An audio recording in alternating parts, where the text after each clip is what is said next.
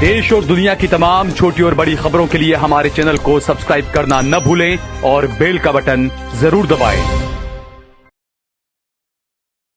नमस्कार दोस्तों, स्वागत है आपका देश लाइव में और आपके साथ मैं हूं आशिमा त्यागी। दोस्तों, भारत का इलेक्शन कमीशन ऑफ इंडिया, जी हां, इलेक्शन कमीशन ऑफ इंडिया, जिसे हम निष्पक्षता, पारदर्शिता और संवैधानिक नैतिकता का प्रतीक मानते हैं, वही आयोग आज ये कह रहा है कि SIR यानी स्पेशल इंटेंसिव रिवीजन जैसे अहम फैसले की कोई फाइल, कोई नोटशीट, कोई रिकॉर्ड ही मौजूद नहीं है। RTI के जवाब में साफ कहा गया है कि ये जो फैसला है वो आयोग ने लिया ही नहीं।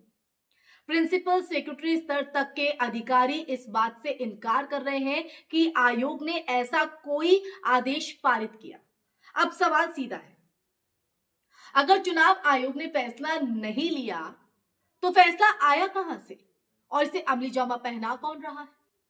तो आज इसी सवाल का जवाब ढूंढने की कोशिश करेंगे इस चर्चा के माध्यम से। मैं चर्चा में आगे बढ़ूं उससे पहले आप लोगों से हमेशा की तरह अपील, इंसाफ की आवाज को बुलंद करने के लिए और सच्ची पत्रकारिता के लिए हमारा यानी देश लाइव का सहयोग करें। साथ ही डिस्क्रिप्शन में दिए गए लिंक को ओपन कर ज्वाइन बटन दबाकर आप हमसे यानी देश लाइव से सीधा जुड़ सकते हैं। दोस्तों वापस आज की चर्चा पर लौटते हैं। ये सिर्फ एक प्रशासनिक चूक नहीं है, ये उस लोकतांत्रिक प्रक्रिया पर हमला है जिसमें वोटर लिस्ट की शुद्धता और पारदर्शिता सबसे बुनियादी शर्त होती है। SIR कोई मामूली तकनीकी प्रक्रिया नहीं है, बल्कि मतदाता सूची को विशेष गहन तरीके से संशोधित करने का कदम है।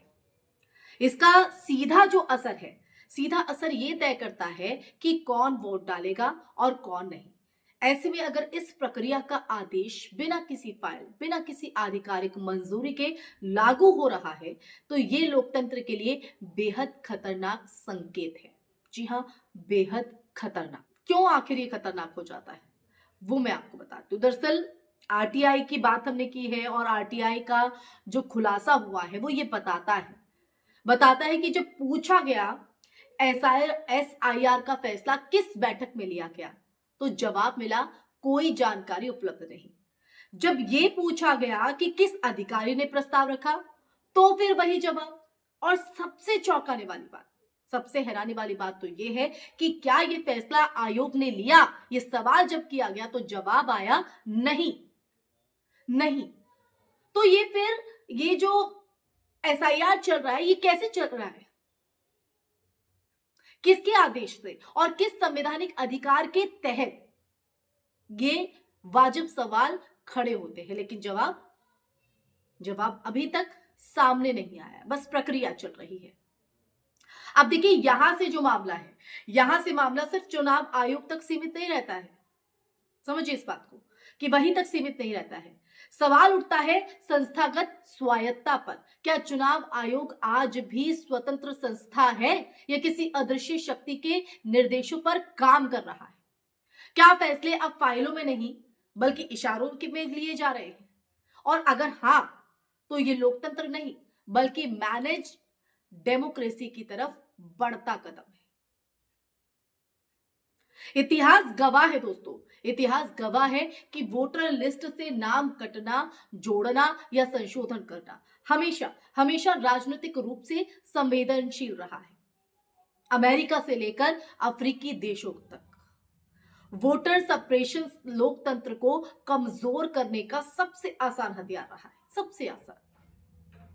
भारत में अगर वही काम बिना रिकॉर्ड, बिना जवाबदेही के हो रहा है तो ये सिर्फ प्रशासनिक लापरवाही नहीं बल्कि संवैधानिक संकट है दोस्तों, संवैधानिक संकट।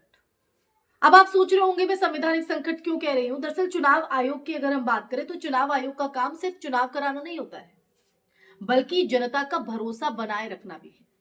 और देखिए, भरोसे की अगर हम बात करें तो भरोसा तब बनता है जब फैसले लिखित में हो, रिकॉर्ड हो और सवाल पूछने पर जवाब मिले। लेकिन यहां अगर हालातों को हम देखें तो हालात जो हैं वो बिल्कुल विपरीत है, उल्टे हैं। सवाल पूछने पर सन्नाटा है और फैसले जमीन पर लागू हो रहे हैं, जिसका कोई अता पता नहीं कि अधिकारी उन फैसलों को ले भी रहे हैं, नहीं ले पा रहे हैं, आयोग उन फैसलों को ले रहा है और नहीं ले रहा है तो वो पारित कैसे हो रहे हैं। इस पूरे प्रकरण में सबसे डरावनी बात यह है दोस्तों कि जवाबदेही बिल्कुल गायब है। ना कोई फाइल है, ना कोई काम है, ना कोई हस्ताक्षर है। ये वही स्थिति है जिसे लोकतंत्र में अनऑथराइज्ड पावर कहा जाता है, यानी सत्ता है लेकिन जिम्मेदारी नहीं। और जब सत्ता बिना जिम्मेदारी के काम करती है तो उसका सबसे पहला शिकार नागरिक अधिकार होते हैं। अब जरूरत है कि इस मुद्दे को सिर्फ सोशल मीडिया की बहस ना रहने दिया जाए। जी हां, सोशल मीडिया की बहस ना रहने दी जाए। संसद, न्यायपालिका और सिविल सोसाइटी तीनों को पूछना होगा कि एसआईआर का आदेश किसने दिया। अगर आयोग ने नहीं दिया तो फिर कौन सा संस्थान चुनावी प्रक्रिया को नियंत्रित कर रहा है, और क्या भविष्य में भी इसी तरह बिना रिकॉर्ड के फैसले लिए जाते रहेंगे। तो ये वो अहम सवाल कहीं ना कहीं आज खड़ा हो जाता है दोस्तों। अब इस पर आयोग किस तरह से क्लियरिटी देता है, और देता भी है कि नहीं देता है, क्योंकि जवाबदेही तो तय ही नहीं है ना दोस्तों। जवाबदेही तो कहीं है ही नहीं। अगर शायद जवाबदेही होती तो शायद पारदर्शिता होती, आयोग अपनी जिम्मेदारी निभा रहा होता। तो ऐसे में आज सवाल ये नहीं कि एसआईआर सही है या गलत, सवाल यहां पर यह होना चाहिए कि फैसला लेने का अधिकार किसके पास है।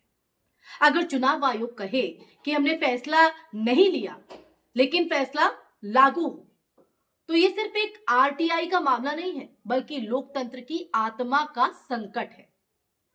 क्योंकि जिस दिन ये तय हो गया कि चुनाव आयोग नहीं कोई और चुनाव चला रहा है, उस दिन ये मान लेना चाहिए कि चुनाव तो होंगे लेकिन लोकतंत्र सिर्फ नाम का बचेगा। तो क्या आप चाहते हैं कि लोकतंत्र सिर्फ नाम का बचे? इसमें आप अपनी भागीदारी कैसे निभाएंगे? क्या कदम यहां पर उठने चाहिए?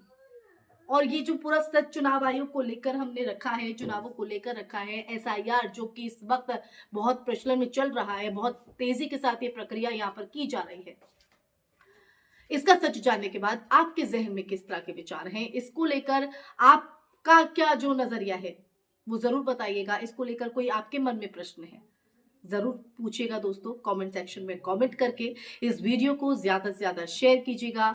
हमारे चैनल देश लाइव को सब्सक्राइब कीजिएगा। देश लाइव आपके आवाज को यूं ही बुलंद करता रहेगा। आपके हित से, आपके हित के सरोकार से जुड़े जो मुद्दे हैं वो उठाएगा, वो सच आपको बताएगा जो आप तक पहुंचने नहीं दिया जाता, लेकिन उसमें आपके ज्यादा से ज्यादा सहयोग की जरूरत है। फिर हाजिर होंगी ऐसा ही सच का संवाद लेकर, ऐसा ही स्पष्ट और वो मुद्दा जो सीधा आपसे जुड़ा है। तब तक के लिए अपना ख्याल रखिए। जय हिंद, जय भारत, नमस्कार।